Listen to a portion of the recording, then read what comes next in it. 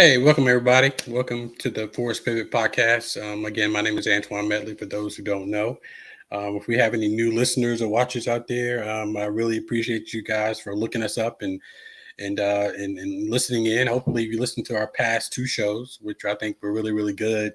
Again, I'm not a pro at this. This is something I'm sort of following where God is leading me to go, and I hope you guys continue to tune in, listen.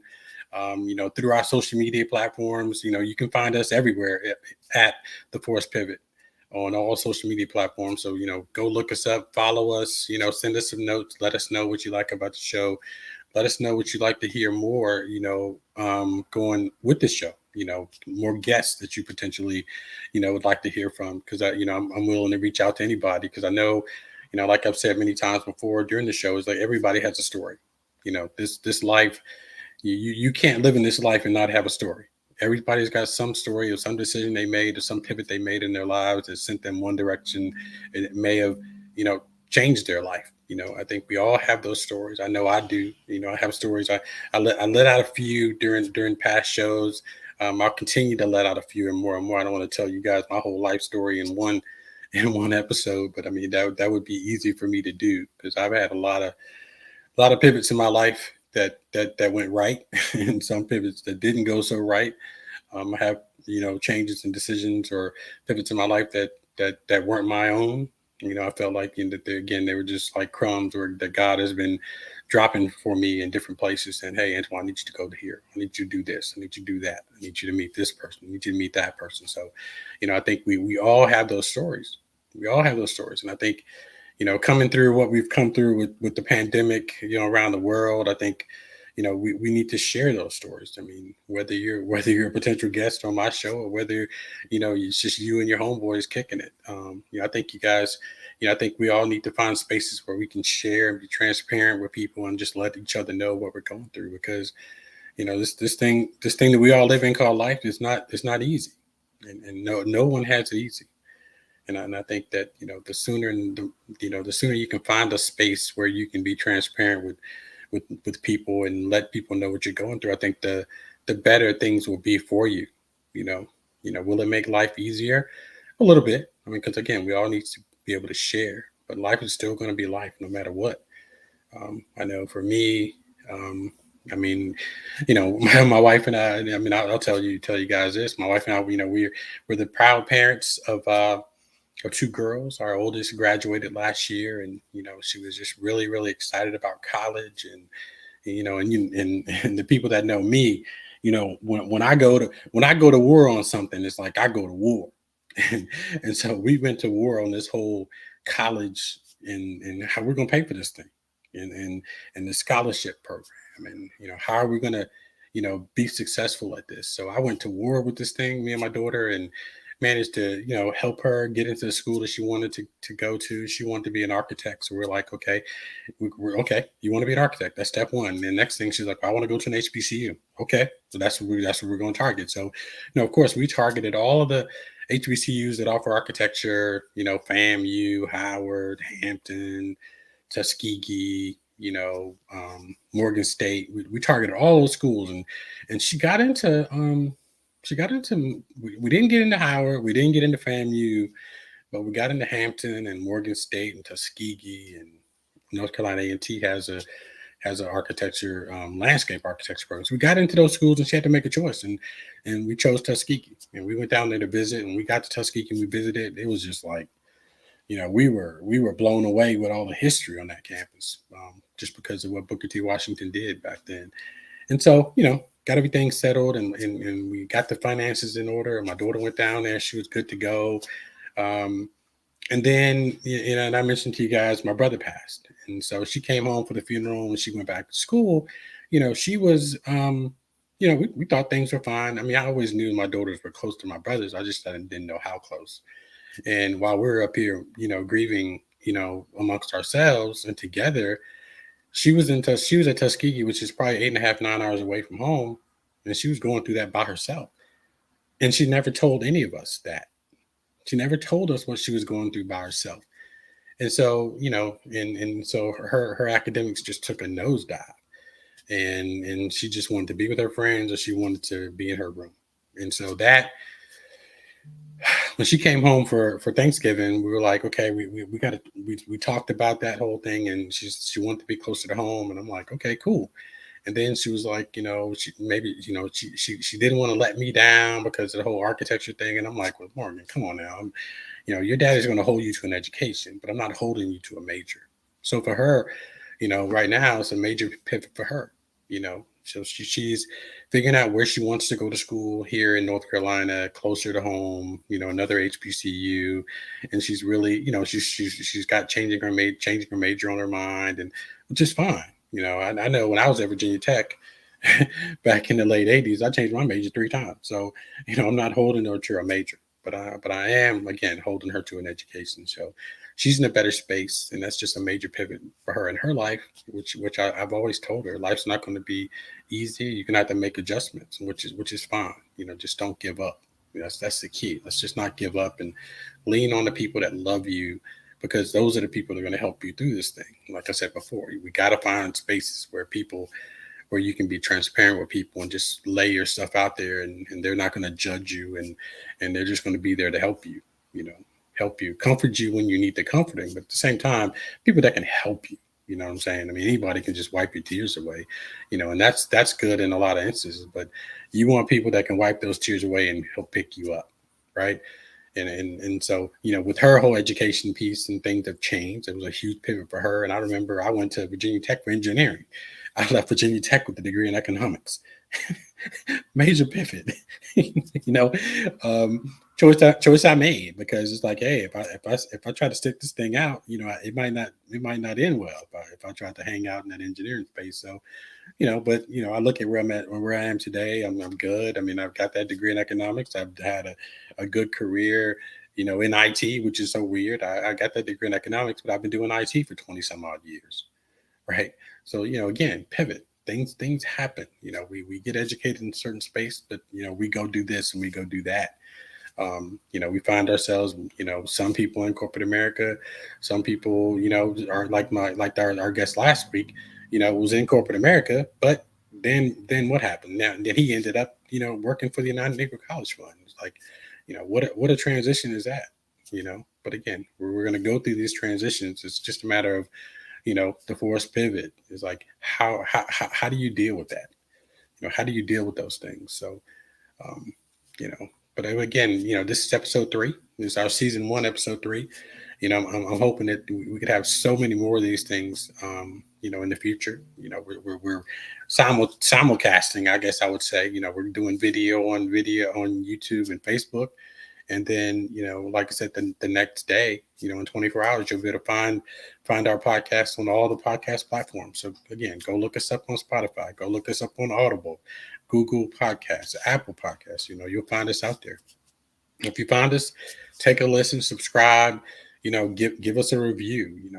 I'm looking for all that stuff. Those are the places where I'm looking for feedback. So, again, I'm a novice at this. I think I've been born. I've got a gift of being very transparent with people, and transparent with you guys. I don't mind telling my story, because again, the more I tell my story, the more I feel like it attracts good people in my life that help me.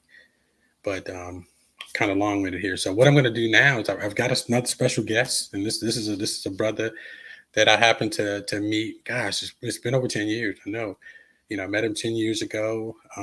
My brother and I were starting a nonprofit organization working with Black men and boys, and we found a set of brothers up. I think they were in Baltimore. I can't remember.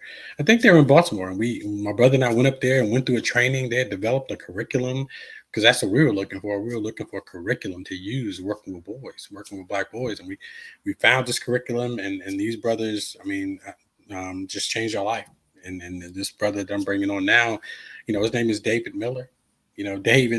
David's kind of like, I try to model myself after David, because he's kind of like a Renaissance man. He does so much stuff. He's a speaker, he's a teacher, he's a writer, he's a father. I mean, he's a husband. I think he's a brother. I don't know if David has any brothers, any siblings, or not. But I'll bring him on, and I'll let you guys meet him. But you're going to enjoy it. Because like I said, Dave's a Renaissance man, and and I try to model myself after him because he's just been a very good, consistent brother since the day I met him. So I'd like for you all to welcome in David Miller. David, how you doing, man? Brother Medley, how you doing, man? Powerful introduction, man. What's going on, brother? Nothing much, man. Nothing much, man. Just trying to keep this thing in my lane, man. Like I said, Patrick told me that there is no lane, there's nobody in my lane, and I'm running fast as I can in my lane because there's nobody there. Yeah, brother, you running the point guard, man. Come on, man.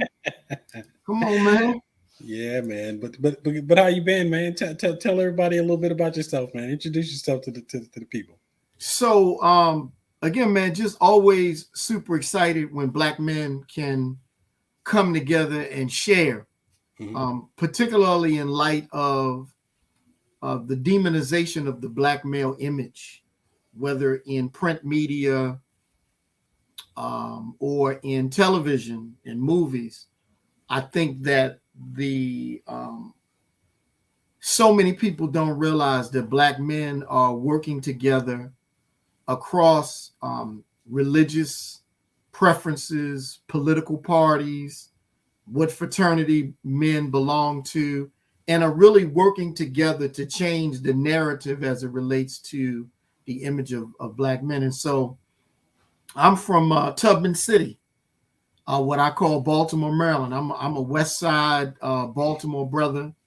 Currently live in Washington D.C. and my life's work, Antoine, and those who are listening, is really about trying to uplift the best of what it means to be Black in America. I was having a conversation with my 17-year-old daughter, who will be a freshman at North Carolina A&T in the fall, because if you live in my house, you go into a HBCU. I have a son who's a senior at FAMU, just an amazing young brother. He's a senior, and he's already got accepted to a one-year accelerated MBA program. My wife, my oldest daughter, that's a whole nother story about the whole college journey. But we're trying to get her back into an HBCU. My wife graduated Howard Medical School, Pharmacy School. And then I'm finishing up a PhD in social work, a PhD candidate at the great Morgan State University. I've lived, Antoine, a really interesting life. And that's why I was drawn to your subject or the title of your podcast called Pivot. What most people know about me is I was a 18-year-old brother, grew up in Baltimore, had been dealing with a lot of the challenges and nuances of being a Black male in urban America. Had two amazing parents, even though we grew up in, the Black neighborhood, the hood, or whatever the case may be.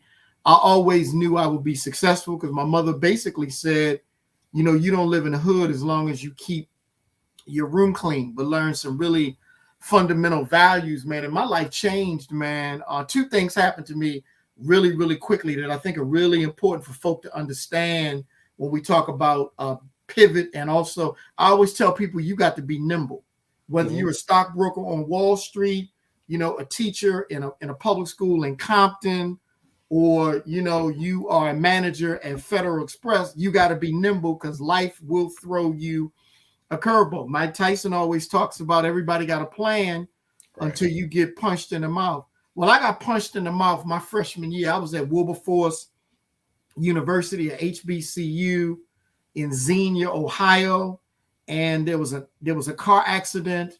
And the short story is there was a car accident. I wasn't actually in the car, but the young ladies had wanted me to ride with them over to Central State University, which was actually across the street. I chose to get in another car. By the time we got around the other side of the campus, the young ladies had crashed into a guardrail. The short story is the young lady driving the car, she died in my arms because we couldn't get her out of the car, and she was stuck between the seatbelt and the steering wheel. She died in my arms. I was 18 years old. I was devastated, although I had already experienced a few traumatic incidents already growing up in Baltimore as a young Black male. It was this particular incident that really kind of set me over the top. And so I ended up sort of just jumping on a Greyhound bus and coming back to Baltimore. Was, kind of missing for a couple of days, man. My parents didn't really know where I was, just staying with friends, because I was so traumatized by the incident that this young sister, even though I really didn't know her, I knew she was, honor roll student, good young lady. Mm-hmm. She died in my arms, and there was nothing that I can do about it. And, we're talking about pivot. And so let me fast forward 2.5 years later. I was at Morgan State University. My best friend was at Morehouse. He had come home during summer vacation. We were standing in front of a nightclub in Baltimore. 3 young men tried to rob us at gunpoint. And because we didn't have the money they wanted, they started shooting. They shot my best friend in the back. His name was Donald Bentley. He died in my arms.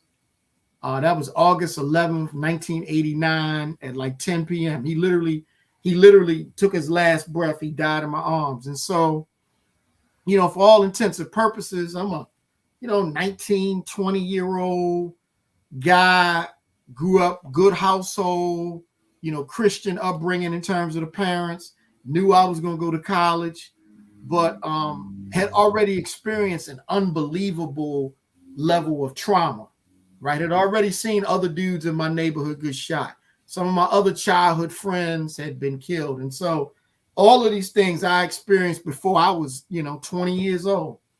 And wow. So when we talk about pivot, my life has been a series of pivots. Because I was an emotional wreck, I ended up attending 5 colleges before I completed my undergraduate degree, because I was just bouncing around to different places because I didn't feel comfortable. I couldn't come back to Morgan, because there were just too many students, and I was just being around people after witnessing my friend get shot. Bounced around to a couple of campuses, ended up, graduating. And so my life's work has been with young people, particularly engaging young Black males and creating programs and interventions to increase the life chances of Black boys. A lot of times programs, helping boys tie ties and, doing the cotillion thing and all that kind of stuff, which is nice. But my whole deal is, man, we got to keep these young brothers both physically and emotionally safe. Right. And all too often in Black America, our boys are not emotionally and physically safe. We talk a lot about physical safety, but then we don't talk about the emotional safety. And so a lot of folks across the country are aware of my curriculum. It's called Dare to Be King. What If the Prince Lives? It is a comprehensive life and survival skills curriculum designed to teach young Black males how to navigate in toxic societies. That particular body of work, particularly work around navigating encounters by the police, has been featured on CNN, PBS. I designed this thing called the 10 Rules of Survival if stopped by the police. And so that really has been my body of work. And then just recently, Antoine, to the folks that are listening, I'm a guy that really believes that images are powerful. So I started writing children's books. And this is one of my most recent books about a young brother who is 9 years old, who's already a master chef, who's already been featured on the the Food Network. And so what I'm very clear about is that we have to change the images of Black boys and Black young men. And so that's really been, my body of work. And I know you'd had Patrick Patterson on the show, myself and Patrick Patterson and Kenny Braswell, and a whole host of Black men and women across the country are fighting every day to create opportunities for fathers to fully be fathers. Because too often in this country, if mom and dad don't necessarily get along and a divorce or separation occurs, dad ends up getting the short end of the stick.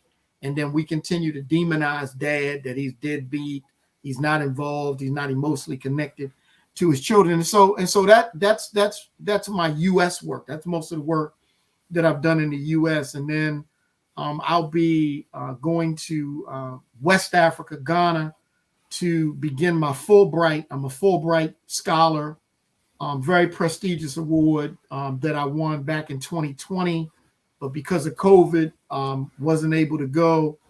But I'm traveling with a delegation of folks, and we are, traveling through the U.S. Department of Ed. We're going to be developing, and I'm really excited about this body of work.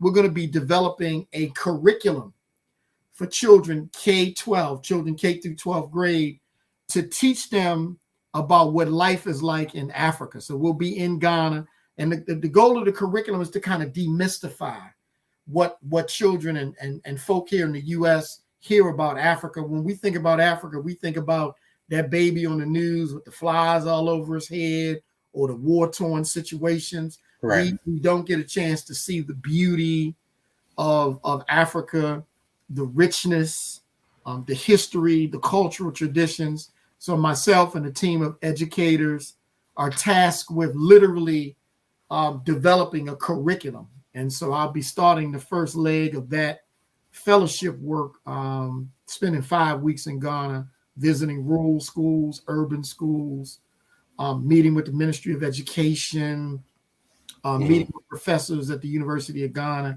And I'm excited, man, because this will actually be my 10th trip to Ghana. But Antoine, we gotta get you to the motherland, brother. You got that right, man. I've got a couple of partners who are doing some stuff in Africa, who have done some stuff in Africa, and they and again, right before COVID started, sort of in talks with them about some stuff. But since COVID happened, that's kind of slowed down. But like we were talking a little bit before the show, things right now for me are completely different than they were pre-COVID and during COVID. So so I'm open to anything, man. I've been dying to go to Africa, for a long time. So whatever, however I can get there, because my roommate from college, his parents are actually born in Ghana. Oh, okay. Both of them were born in Ghana, and they came to the U.S., went to school, and he was actually, of course, he was born in Maryland, and he was my roommate through college. So and he's always telling me about his family over there, and I think some of his family may own a hotel or something over there. I can't remember. It's been a long time since I've talked to him about it, but I've always been interested in going over there. But sort of back to where when you finished school. What was your degree in? And when you finished school, did you jump right into this sort of work, or did you sort of build up to it? Did you meet some people that actually, help pull you along into this field? How did that all happen? So we talk about pivot, and my life has been a series of both, again, personal and professional challenges. But I know I'm extremely, blessed because having mentors along the way, having Black men, starting with my father and uncle and other Black men, has helped me navigate. So, man, I was a political science major, man. I really wanted to go into politics. Had done a fellowship on Capitol Hill. Had actually won a Lyndon Baines Johnson fellowship, was working on Capitol Hill. But when my man got killed, man, that really altered my trajectory. And I realized that I wanted to be in community, that I wanted to be grounded in community. I wanted, Black boys and Black girls to see, a Black man who has a college degree. And so I even right before I graduated, I started working at a public housing facility in Baltimore, working with young people in an after school capacity, and realized that God had gifted me a certain set of talents and skills, man, to be able to really engage young people at a higher level. And so that's actually how I started getting into the youth work. And then for me, because I grew up in a 2-parent household, working with a lot of these young folks, their families in public housing, was just absolutely blown away by how different their lives was growing up than mine. Right. And then I realized that, this was my calling. And then what solidified that was a young brother named Lydell, man. Lydell probably would have went D1 basketball, would have definitely gone to college. He, Medley, I don't know if you were a basketball fan, but Lydell was in the projects, which was across the street from the projects that I worked in. He lived in the projects that Muggsy Bogues, a lot of the former those Dunbar stars lived in. Yeah. He was shot in the building and killed, man. And that, again, that really rocked my world, losing a young person at a very young age to gunfire. And I'm a young black man working with these young brothers, man. And so that's how I actually got into it. And then I began to realize, man, I went on and started teaching in schools because my mother taught. And I began to realize that the kind of education that young folks were getting at that particular time was very different than the schooling that I was getting. When I was in elementary and middle school, particularly elementary and middle school, all of my teachers lived in the same neighborhood. All of the students walked to school, and there was a different sort of spirit of community and love that embraced students when I was growing up. But when I started teaching, and you had some good teachers, but man, a lot of folks are just collecting a check, man. Yeah. You know, they weren't doing stuff like me. I'm doing home visits. Right. Right. I'm in the heart of West Baltimore. I'm doing home visits, right? Neighborhoods that you probably seeing on the wire, the corner. Man, I'm just a teacher. I'm rolling up with my briefcase, like, yo, what's on, man? I'm here to see the young brother and his family that live in this house. But don't let the sport coat and the briefcase fool you, because I will smack you with this briefcase if it come right down to it. And I think it's some.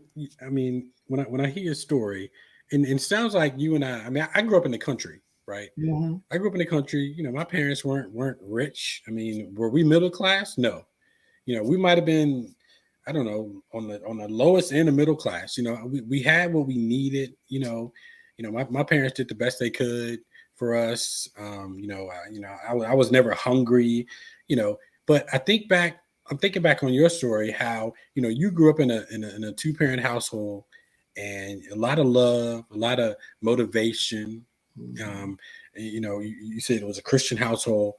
But when you're out here and you're working with these kids, and you see just what they lacked in their house, you know, and for you to stay in that, right? Because that wasn't your experience.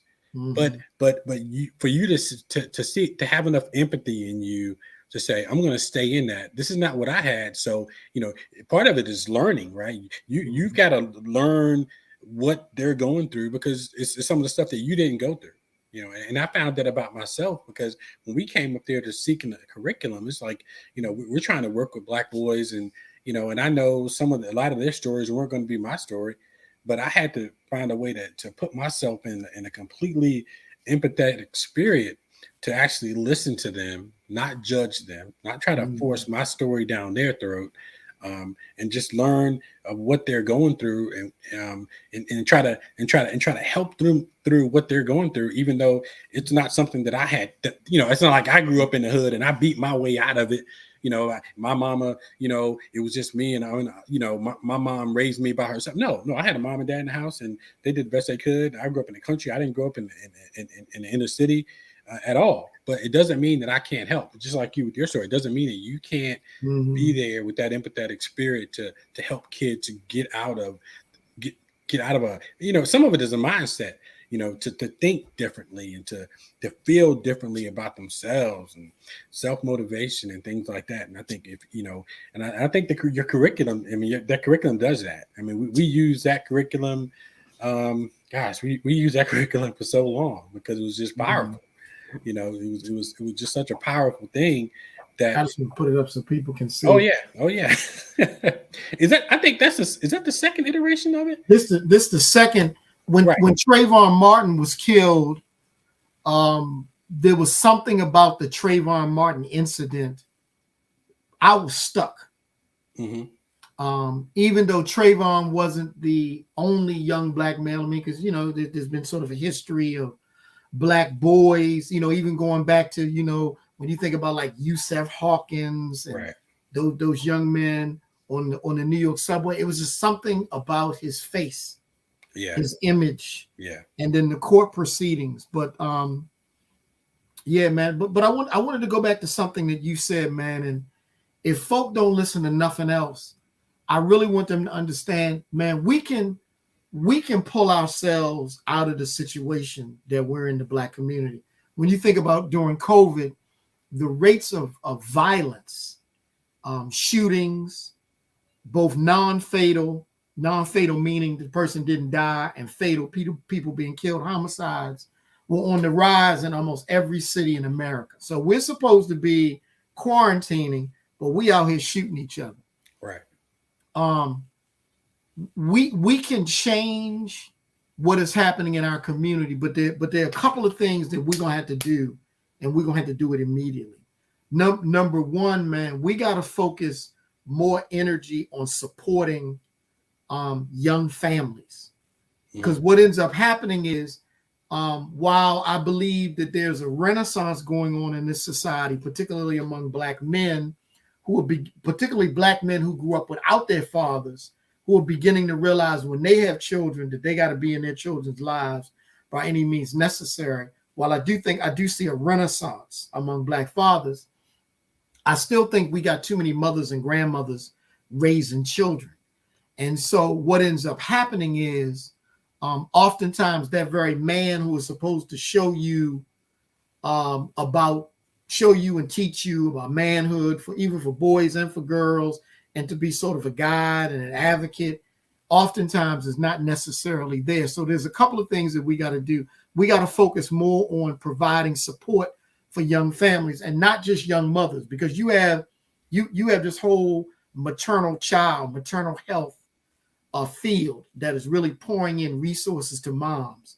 Both Kenny Braswell and I and a number of folks, we just did a study that was funded through the Annie E. Casey Foundation, where we interviewed young fathers in Atlanta. And these were mostly dads in their late teens, early 20s, who began to talk about, we did focus groups, they began to talk about the challenges that they're having as young fathers. And so we gotta do more to support young fathers if we want to turn this thing around. The second thing that we got to do is we got to start developing these mentoring programs on steroids, starting with boys in the second grade. We can't wait till these boys are 16 and 17 years old, who've spent all of this time wandering around this country without a father or a father figure. So we really need to begin. So when I wrote the Dare to Be King curriculum, I was thinking about middle and high school boys. Right. We need to start looking at, boys in the second grade, because what ends up happening is that oftentimes these boys by the second grade have already developed very negative behaviors. They've already started bucking on their mothers, their grandmothers, and other, caregivers and other family members. As Jawanza Kunjufu has taught us, by third grade, a lot of Black boys disconnect from school because they realize that the stuff that I'm learning is not applicable in the real world. And then when you also add things like, so when Jawanza wrote Countering the Conspiracy to Destroy Black Boys, right, volume 1, 2, 3, and 4, there was no social media. So now when you think about social media, mass media, and all of this stimulation that children are getting through this phone, right, we got to start younger. And so this mentoring, I would not be the Black man that I am now if it wasn't for the mentoring relationship that I have with Black men and Black women that I've had since I was probably about 18, 19 years old. From my wrestling coach when I was in high school, Antoine, this mentoring piece. Yeah. And like I said, you motivated me when my brother and I met you. We had started a mentoring program, and we pivoted what we were doing because we just took boys in, period, right? And we noticed that, okay, we got these little fellas in the room. I can't have a fifth grader in the room, when I'm talking to seniors in high school, right? So we sort of changed that thing. We were forced to pivot because we had more and more parents coming to us, like you said about these boys in the second grade. So we had more and more parents bringing their little tykes to the room. They're like, so we're like, well, we got to do something different. So we changed our program and we honed right in to our program worked with second through the fifth grade. That was our core demographic. And that's it. And changing those little fellas, man, it was it changed my life. Just the work that we did with these little fellas, man, because they're so impressionable.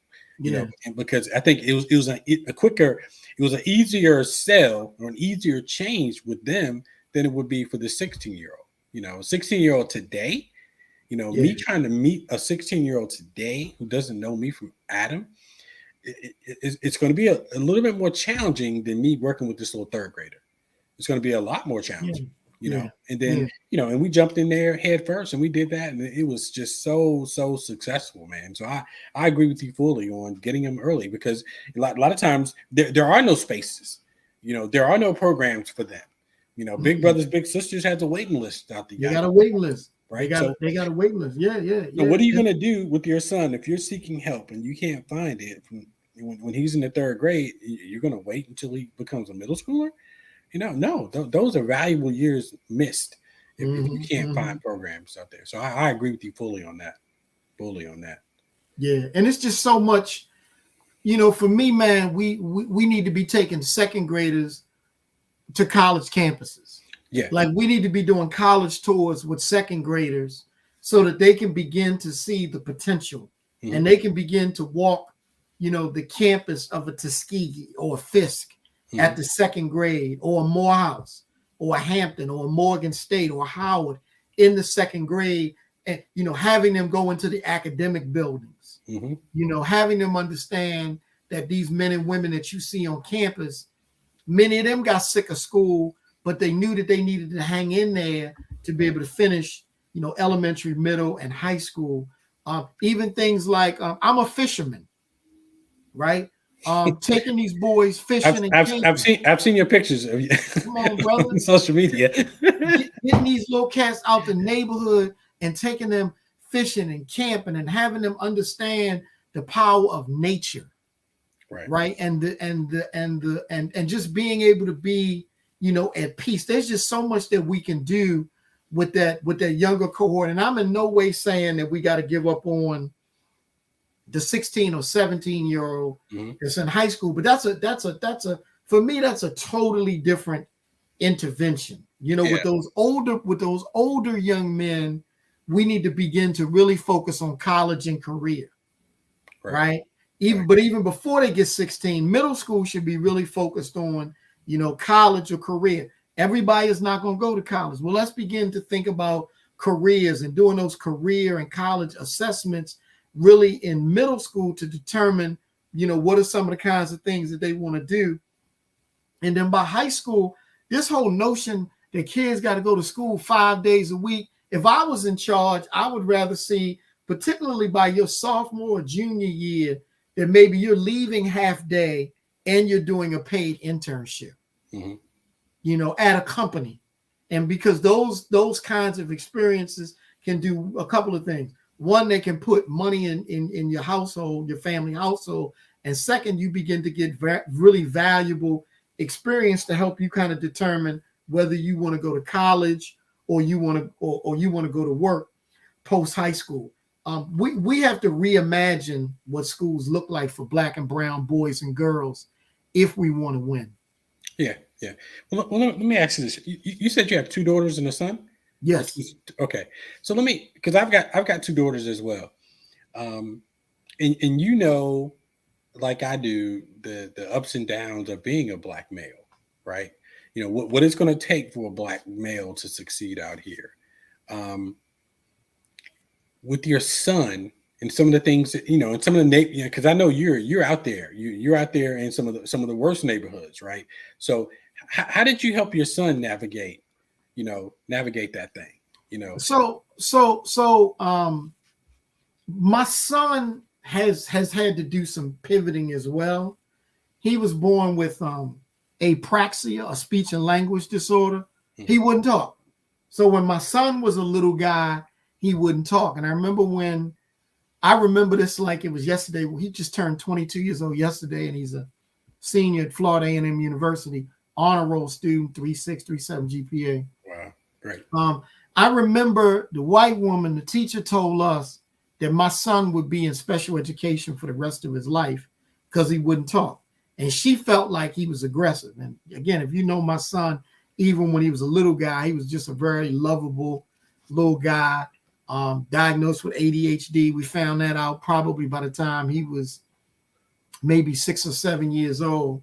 But we're talking about a boy who wouldn't talk at all, ADHD, who everybody counted out, who is an exceptional young black man. And I'm not just saying that just because he is my son, but it took a village. I mean, you know, it literally took a village. My son has other black men in his life who he can call other than me. Like if he's going through something and he really don't want to talk to dad yet, let me run this by such and such. That's that village, man. That I tell folk, man, even as adults, Antoine, we need at least 3 or 4 mentors in our life. Right. Who represent, different walks of life, if you will. So I have a spiritual and a cultural mentor who was solely responsible for teaching me so much about Africa and African history, and who actually really prepared me, for my trips 10 years ago to Africa. And he's taught me a lot about the Ifa and the Yoruba tradition, the Yoruba system of spiritual development. But then I also have an intellectual mentor who is always sharing with me, okay, these are the 5 books that you need to read in the next 60 days, whether I'm reading them or on audio. I've been slowly, gradually moving toward audio books because there's no way that I can read all of the dope books that are being read. Right. So I have an intellectual mentor. Here's an article you need to read. Here's an essay by Noam Chomsky. Here's a piece by Michael, Eric Dyson. Here's a piece by Kimberly Crenshaw, one of the architects of, critical race theory. And so I have an intellectual, mentor. So I have several, and these are older black men, and women who I literally honor them as mentors in my life because they've helped me kind of move and grow. And so I tried to help my children understand that practice, that you can't do this thing alone. Mommy and daddy ain't gonna always be here. And there gonna be times when you just may not want to talk to mom or dad. There are other black men and women who are seasoned, right, in terms of their experiences, who gonna give you, who gonna keep it 100 with you. Right. Yeah. That is a fabulous. I like that so much. And my wife and I, we've tried to do that with my daughters, right?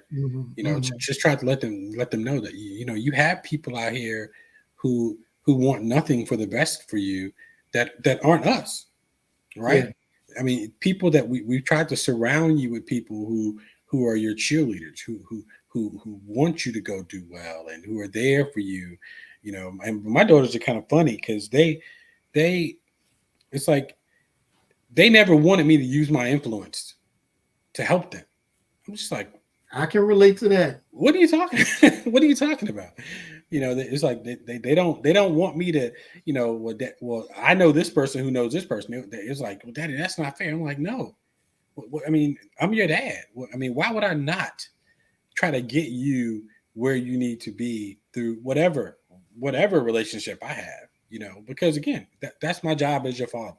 Mm-hmm. That's my job as your father, to put you where you need to be, put you around the right people that can help mold you into a better person. Because there's some things that I don't know. There's some things that your mom does not know. So why not put you in a place where people can help mold you to be even better than you ever thought you could be? Just be open to that. And teenagers, they listen at times and sometimes they don't. But let me ask this, because I just asked you about your son. What about your daughters, man? You see, I grew up in a house with 4 boys. Okay? I'm the oldest of 4 boys. When it comes to daughters, it's like I had no script.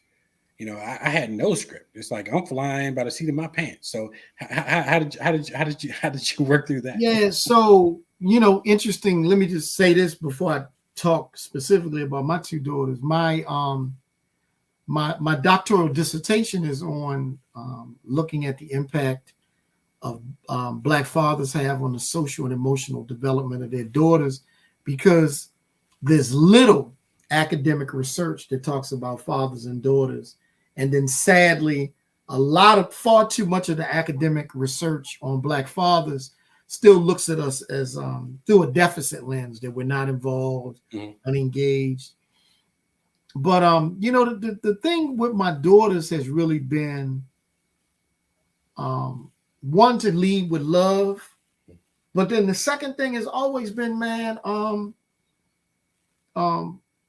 just being able to give it to them uncensored, man. Particularly when it comes to things like relationships with boys, personal safety. I often tell people, me and my youngest daughter always play this game. Like when we're out, we could go to the mall, or we might be in a restaurant. Because I've always said to my children, keep your head on a swivel. Put your phone down and let's pay attention. Like put that phone away and let's pay attention to our general environment. So one of the things that we'll do, we may go into a restaurant and, within 10 minutes, I'm asking my daughter to describe 10 people that were in the restaurant, right? Because I'm trying to get her to be more aware of her general surroundings. We go into a building, where are the doors and exits? Right. Because particularly when I think about what happens to Black women and Black girls, oftentimes they are victimized in this society. And too often they're victimized by Black men. Mm-hmm. And so, while I've led with love, I also try to give them, even when they were younger, man, I would take them to some of the rougher neighborhoods in Baltimore and DC when I'm doing community events. And I know they would be scared. But when we would leave and get in the car, we would have a conversation, because I don't want you to be afraid of your people. I want you to be able to be in any kind of environment, but understand along the way, you're going to meet people who have been raised totally different than you have been raised. And I want you to, have a spirit of always giving back. So out of the three of my children, my youngest daughter is the one who has the biggest heart for giving back. We just had a conversation about 2 hours ago. One of my good friends out of the state of New Jersey is doing this thing called Books Across Jamaica, where we're going to raise money and get books from Black children's books. We're going to donate 3,000 children's books to be delivered to 14 parishes in Jamaica. And I was just saying to my daughter, one of the best ways I think she could help is to do a video, telling people we want you to donate and here's where you send books. And she's all in. So my youngest daughter has really developed, in my opinion, that greatest spirit for, I don't call it volunteering, I call it solidarity work. Right. Yeah. And my oldest is very similar. She launched a program, her junior year, called Black Girls Draw. Right. She wanted to be an architect, and she did her own research and figured out that, there are less than, at the time, there were less than 500 Black female architects in the country. Wow. So she wanted to expose young Black girls to architecture. So she launched this program. And so she holds like monthly workshops with young Black girls, introducing them to architecture and design. That was huge for her. And so now that she's sort of pivoting a little bit on her major, maybe it might be away from architecture, but she wants to stay in the philanthropic field, which just blesses my heart that she wants to do that. And my youngest, she has such a big heart, man. It's like we can't pass anybody on a corner with somebody standing on the corner with her one, like mommy, and I'm like, Clark, we can't always do that, babe. You can't help everybody. Right. You can't help everybody, And so she's working on something now called the Banned Black Book Club. Basically, they've been banning Black books around the country. So now she's starting a Black book club, with the this first group that she's working with, a group of Black girls, where they're reading I think Toni Morrison's book, the bluest eye. Yeah. So they're going to start this weekend. They're reading that book because that was a book that was banned some years ago. Where in some schools they were pulling it out. So it's like, I mean, I'm so happy that they have that, that philanthropic heart, because, I'm with you. I've taken them to some places, like I remember we came up to Baltimore about, gosh, it might have been 4 or 5 years ago. And I'm like, we're going to the Blacks and Blacks Museum. Yes, Right. yes. And so we went up there and we were parking. My wife was like, Antoine, are we really getting out right here? I'm like, yeah. I'm like, yeah, we are. We getting out. And my daughter's looking at me like, Daddy, where are you Wow. taking? Okay. Yeah.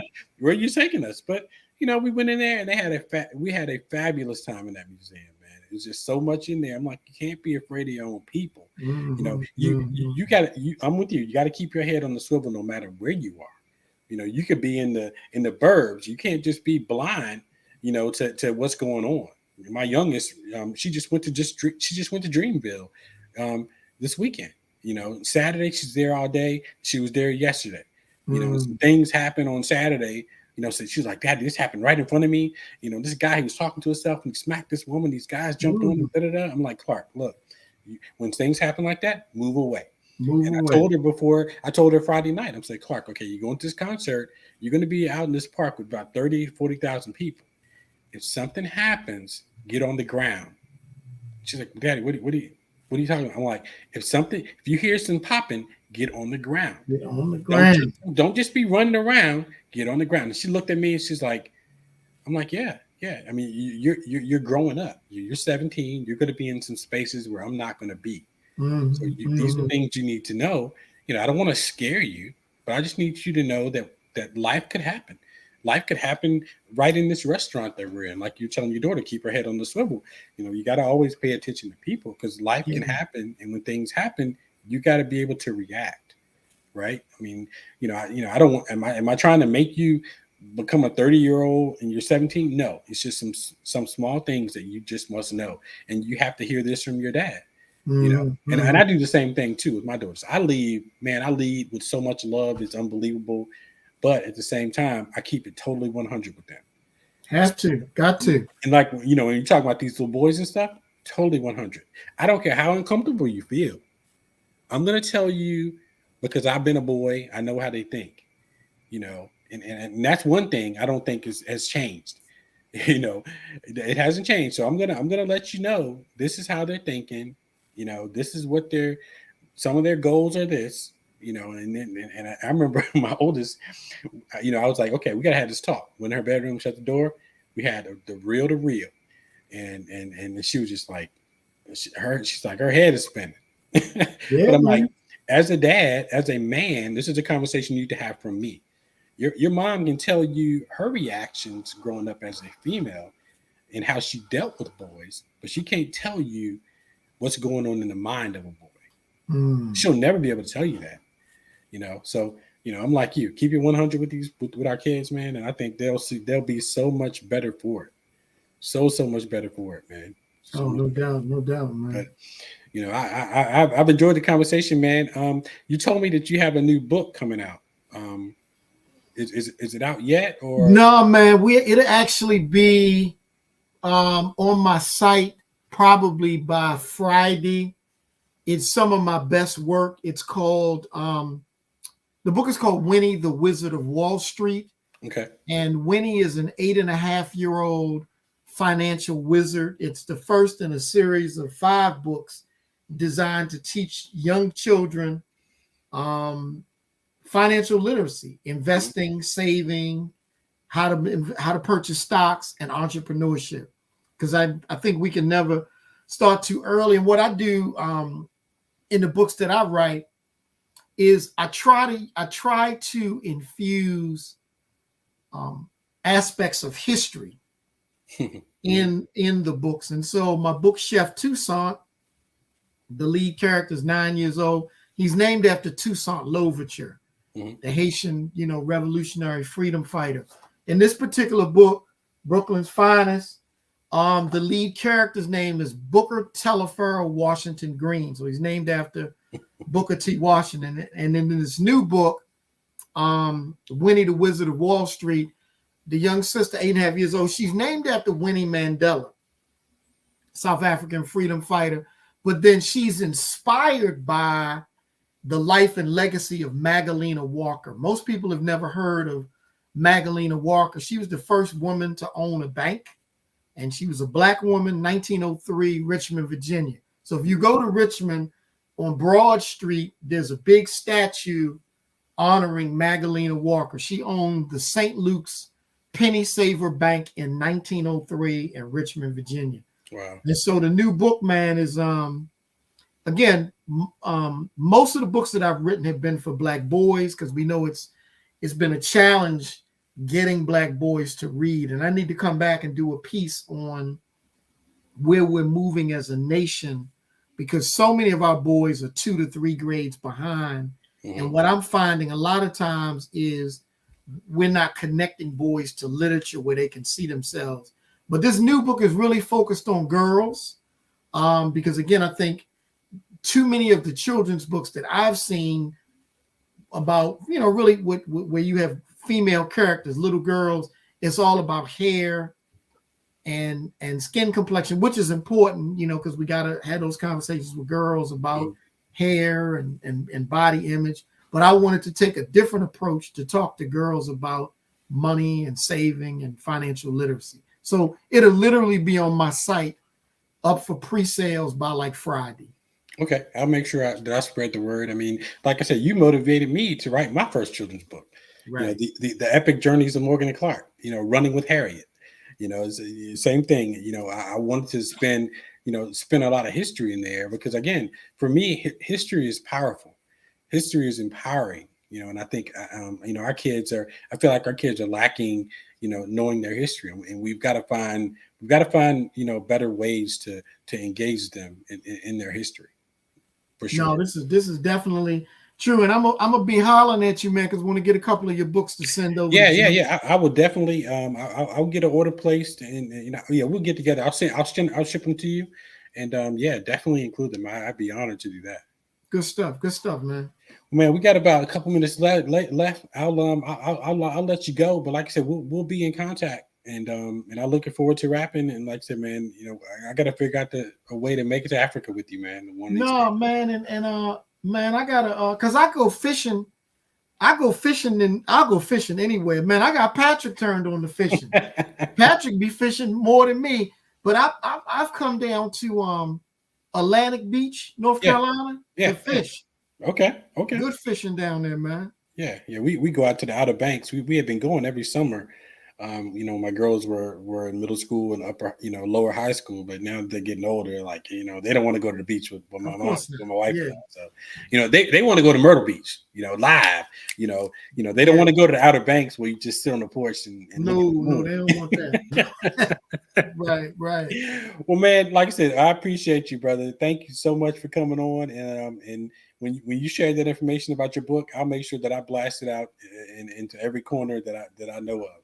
Well, man, thank you. And I really appreciate this conversation, because being able to talk about pivoting, looking at things that have happened to us in our personal and professional lives. A lot of times people just read a bio and they think, oh, man, this person done got it made. Right. They did everything right. They did everything they were supposed to.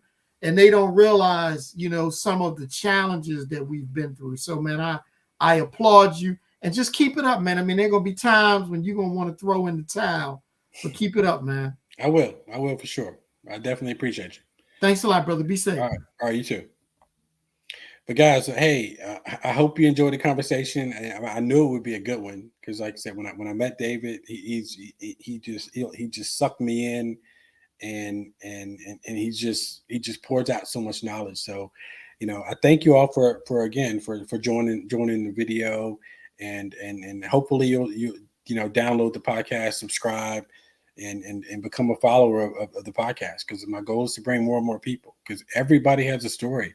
Like David said, people look at you and think that you are born this way, and that you don't have a story, and all of our stories actually are the stories that put us to where we are today, and nobody lives a straight line. Everybody's is either forced to do some things that they never thought that they would do, or they've made their own decisions. But we all do that. So thanks for listening. We'll be back next week. The podcast should be up tomorrow on all the platforms. So go check it out, download, subscribe. Thanks a bunch.